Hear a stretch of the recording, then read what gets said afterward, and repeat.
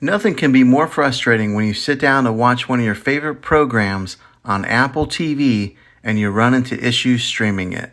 In today's tech video, I'm going to show you how to fix Apple TV if it isn't working on your Hisense Smart TV.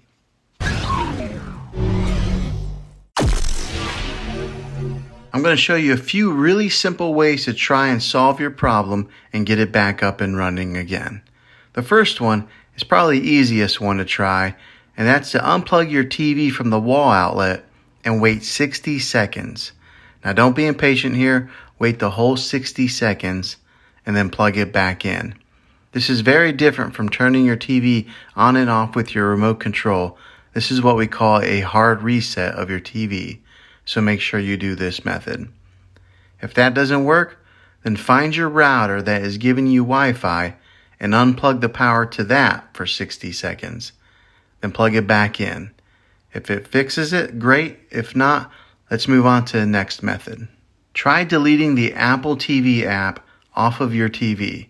Go to wherever your apps are located on your system and remove the app altogether.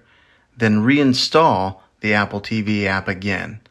After you reinstall it, you might have to log back in with some of your credentials, but hopefully this will work. And if that doesn't work, then I recommend buying an affordable Roku Stick, Amazon Fire Stick, or an Apple TV 4K and plug that into your TV to use as your main streaming player. You'll be able to access Apple TV that way. Now I'll put links in the description down below of where you can get one of these devices. Well, hopefully this video was helpful. If it was, go ahead and throw a thumbs up on it. Go ahead and subscribe to my channel. I make tech videos all the time, and I would love to have you back in the next one. Take care.